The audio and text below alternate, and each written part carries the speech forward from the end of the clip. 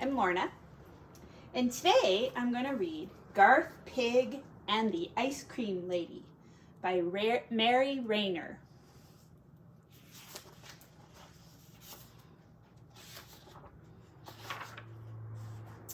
One very hot day, Mother Pig was washing the kitchen floor. She's on her hands and knees. That's a big job. 10 piglets, called Sorrel and Byrony and Hilary and Sarah and Cindy and Toby and Alan and William and Benjamin and Garth Pig, were outside playing in the garden. They had made a fort, and it had been very hard work. And they were all tired and thirsty when, drifting across the neighboring gardens, they heard a faint ting-tong, tingle-tong. Dropping their toys, they ran into the house, squealing, asking Mother Pig for ice cream money. "Mind the floor," Mrs. Pig cried. She searched for her handbag and found coins. "All right, though it costs such a lot. Now, don't all run into the road. One of you go and bring the ice cream for the others." "Your turn," said Toby to Alan. "I got the arrows." "It's William's turn," said Alan. "Don't argue or you'll miss the truck," said Mrs. Pig. "Quick," said William. "Stand round in a circle, everyone." And he began to count round. "Ham, bacon, pork chop, out you must hop." Mrs. Pig held up her trotters in horror and turned away her eyes. "Goodness me, where do they pick up such words? I am sure they've never heard them in this house." But none of the piglets were listening. Round and round they counted until only Garth was left.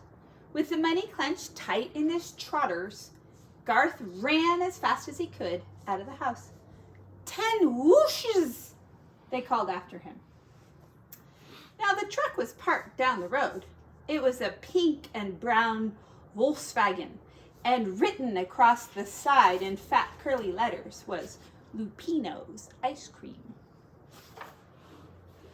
The window slid open and a paw appeared over the counter and a face smiled fondly down at Garth, counting the money to see what would be left after 9 whooshes. He was hoping there would be enough for a double cone with chocolate flakes on top for himself. 9 whooshes, he said, and "Why don't you come into the truck, my dear," said the ice cream lady, "and see what's in the freezer." Garth trotted up the step and into the truck. As he leaned over the freezer, the ice cream lady closed the door and slipped behind the driving wheel. The truck began to move. It lurched up off the road and carrying Garth Pig with it. "I think that's a wolf." Meanwhile, in the back garden, the 9 piglets were lying about the grass waiting for their ice cream.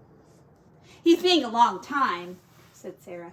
"Probably dropped them," said William unkindly. "Silly little pig," said Alan. "Maybe he's eating them," said Toby. The piglets looked at each other. It was a worrying thought. "Better go and see," said Hilary. They streamed in through the back door. Mrs. Pig had almost finished scrubbing the floor. "Mind the floor," she said. "But, Mum, we're in a hurry," said Sorrel. And they ran past out the door and into the road.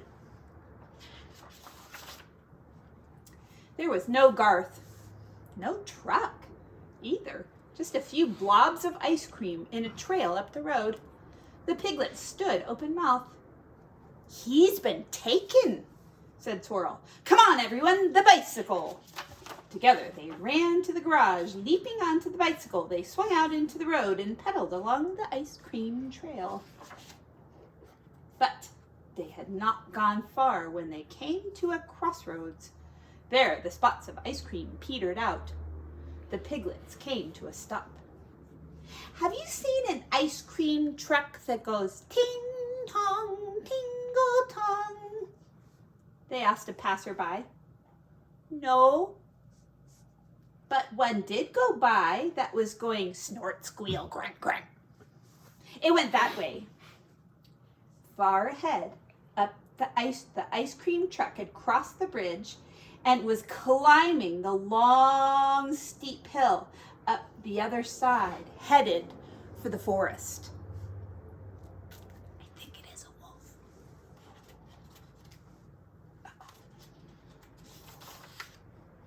Inside the truck, the driver was singing softly to herself. Fried or boiled, baked or roast, or minced with mushrooms on toast. Garth Pig heard her. It was not a song about ice cream. The road climbed up and up. The truck was going slower and slower, and the ice cream lady stopped singing. There was a nasty smell of burning, and the engine was making an odd, uneven chugging. Then it stopped. The ice cream lady left her seat and got out to look, but she locked the door behind her.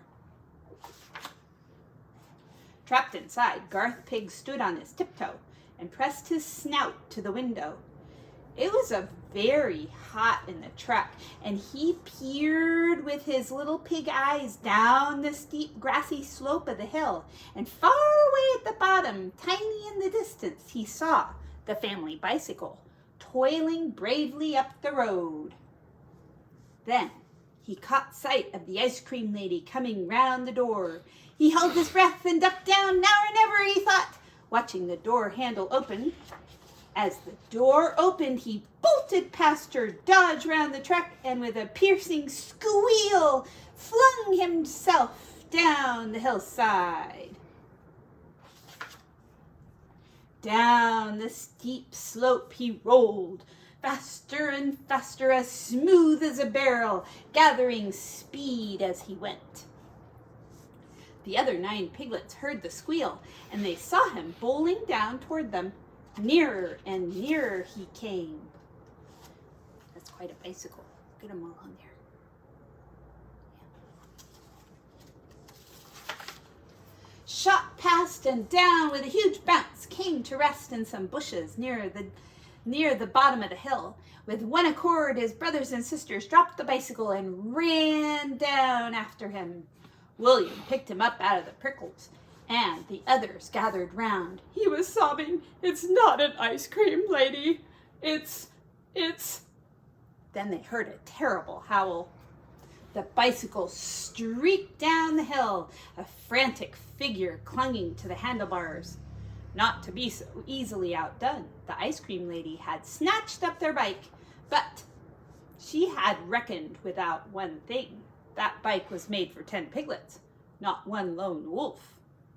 It hurtled past them, 9 pairs of empty pedals spinning crazily, and the 10th held rigid by 2 hairy feet.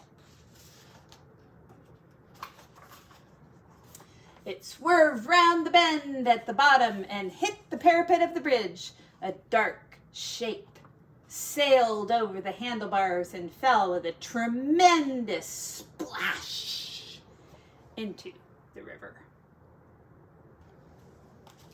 The piglets looked in the water. There was no sign of anyone.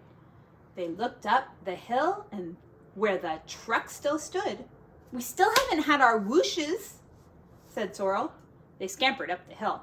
Garth was trailing after them. "I don't want a whoosh, I want a double cone," he whimpered. Sorrel opened the truck door and went to the freezer. She handed out 9 whooshes, but when it came to Garth, she paused. "Here," she said. "There was enough money. I know there was." She scooped out 2 gloriously overflowing cones and, putting a fat chocolate flake in each, gave it to him. Then they all ran down the hill, picked up the bicycle, straightened the handlebars, and rode home. They're about to come into the kitchen. Mom's asleep on 2 chairs waiting for the floor to dry, and around the floor. Their little ice cream faces and ice cream drips all over the floor. Poor Mom. She's gonna have to wash it again, I'm afraid. Next morning, the truck was gone from the hilltop, but Madame Lupino was not heard of again for a very long time. I guess you're not supposed to get ice cream from a wolf. Yeah. That's called Garth Pig and the Ice Cream Lady. Guess you never go in the ice cream truck either. Oh my. All right. So this song, you might know this song. You ready? You'll sing it with me. We'll do it twice so you can sing it with me. Jack and Jill went up the hill to fetch a pail of water. Jack fell down and broke his crown, and Jill came tumbling after. You ready? Jack and Jill went up the hill to fetch a pail of water. Jack fell down and broke his crown, and Jill came tumbling after. Bye.